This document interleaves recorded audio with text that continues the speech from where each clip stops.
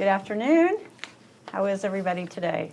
Very well. Good. Well, today I'm joined by Chief Gordon Ramsay and Housing and Community Services Director Sally Stang. So in November, there was a grant of $2.7 million awarded by the Department of Justice to help fight violent crime. This includes a $1 million grant to the City of Wichita for community-based crime reduction program for enforcement focused on crime hotspots in the city. And so we chose a 1.5 square mile area that's Waco to Washington, Murdoch to Kellogg, one of our city's most prevalent crime hotspots. And this grant will help reduce violent crime by taking a multifaceted approach and involves not only the police department, but also the Housing and Community Services Department. And I think this is really innovative. We've not done this before, and I don't think other places have necessarily done this. So a really innovative thing. So Sally, could you tell us a little bit more about why we applied for this grant? Sure, yes. I was approached by the HOT team in early 2020. We work collaboratively across many different programs, and we were really brainstorming about, how could we bring more resources to our fights against homelessness and our fights against crime. And this grant was brought to our attention, and it's called the Innovations in Community-Based Crime Reduction Grant. And so we took it upon ourselves to say, what we're talking about is really kind of innovative. It's a long shot. We really did think it was a long shot. But we identified that this particular area saw 77% of the calls for service to WPD related to homelessness occurred in this 1.5 square mile area. And the number of crimes overall in this area were higher than other areas. And so we thought, well, maybe there's a connection or a collaboration, something causing that, some sort of causation. So we decided to apply for the grant. We applied from the Housing Department, which I'm sure the Department of Justice looked at that and went, what's this? But it was a tremendous opportunity working closely with crime analysts, the HOT team. We brought in Newman University, who has done some other work related to crime and domestic violence and other issues related to homelessness. And we thought this was an innovative way to try to bring in resources to address not just the managing the symptoms of crime, but trying to really solve what's causing that crime, what's the underlying issue.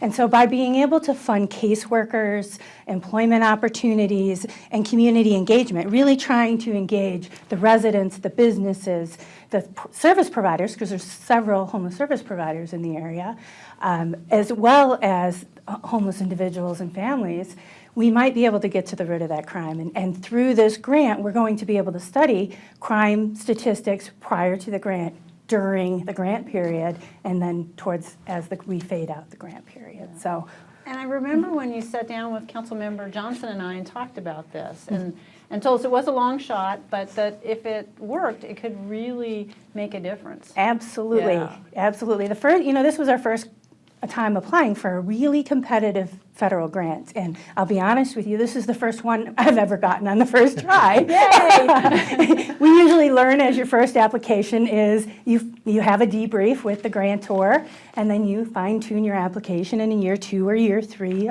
Sometimes you get awarded. So I was really blown away with the opportunity and the fact that we got awarded the first year. And I think that speaks to what's happening in the community and this need for additional resources to assist our law enforcement in addressing people's needs and serving them where they are, providing those needs to move them out of homelessness or out of other criminal activity. So, yes. Chief, do you want to talk a little bit about crime trends in Wichita, across the nation, if maybe the pandemic has had some effect on that? There's no doubt this year has been, it's off the charts as far as shootings goes. A lot of social issues have really bubbled up and are, taking up more and more of our time. And this grant really hits on what a lot of the issues that came out earlier this year with, police reform, advocates were talking about, and that is that, police are, too much is falling on the backs of police. The social ills of our society really are now a police problem. And this brings in housing, a key partner that focuses on getting people stabilized and job creation. and gets to the root of the problem. Because, when we're locking people up in jail, we're really too late. Yeah. And we have, our system has become very much responsive instead of proactive, reactive. And so this is why I'm excited about it, and I really appreciate Sally and her team, assisting, partnering, going after this. We're going to see some really tremendous things. But ultimately, for the people out there that are saying, what is this going to do? It is going to help with a lot of the crime and disorder issues that we deal with, because it does get to the root of the problem. And we're excited to have housing as a partner. And, we're going to share some space and, work together to alleviate a lot of the problems that we're seeing out there. Yeah. So I think that, what a great opportunity for us to be able to do this. Sally, do you want to discuss how access to the services, a little bit more about how it will reduce crime and the caseworker part of this? Sure. The grant application required that we submit our whole application and the whole plan, but then says, well, you have 6 to 12 months. The first 6 or 12 months are a community engagement and planning period. So it's like, okay, we have a plan, but we know that we really need to get out in the community and have some discussions first before we really solidify the plan. In our original vision, we were going to be using funding to hire caseworkers that would complement the work that WPD does, actually work very closely with the homeless outreach team and other divisions, and be able to assist people who are in need to identify what their barrier is, connect them to the needed services, and hopefully move those who need it into housing. In addition, we made available $100,000 for an employment subsidy program that would come into play with Workforce Alliance has also agreed to partner with us. They have some job training and skills training programs available for people with high barriers, whether that be criminal histories or other high barriers. Those who then can complete the program through Workforce Alliance, we can provide a wage subsidy for local businesses to take a chance on people who are trying to start their lives again, right? Get back into that workforce. So, those are some major uses. Obviously, we're going to be providing funding for the Civic Engagement Academy to take place in this area. We'll be holding community events to try and connect the residents, the businesses, and the homeless individuals' families, the officers. Let's get everybody knowing each other, understanding what we're trying to achieve, and being a part of that solution. Yeah.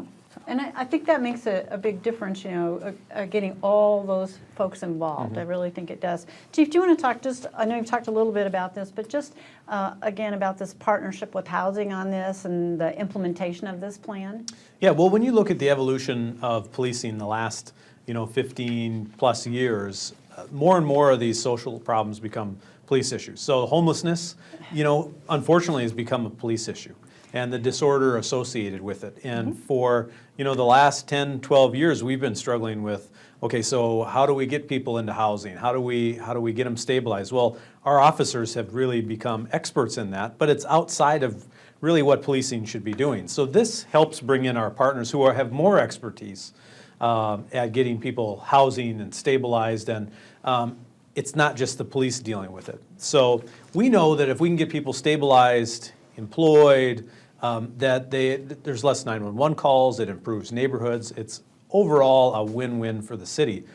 But ultimately what this shows is that it can't just be the police. We need other partners, and housing is a natural fit.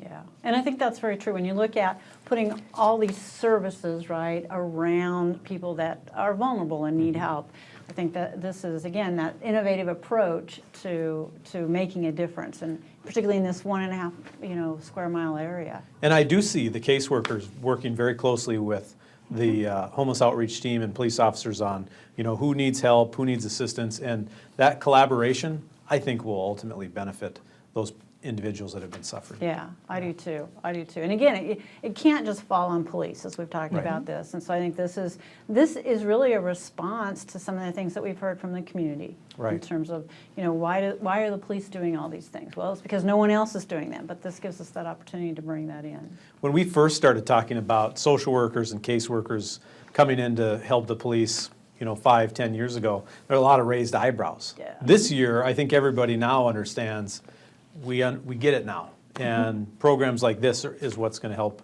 move us forward. Yeah, absolutely. We also want to thank Senator Moran, who is the chairman of the Senate Appropriations Subcommittee on Commerce, Justice, Science, and Related Agencies, who announced this award, as well as the work of Sally and her team, and the chief and his team.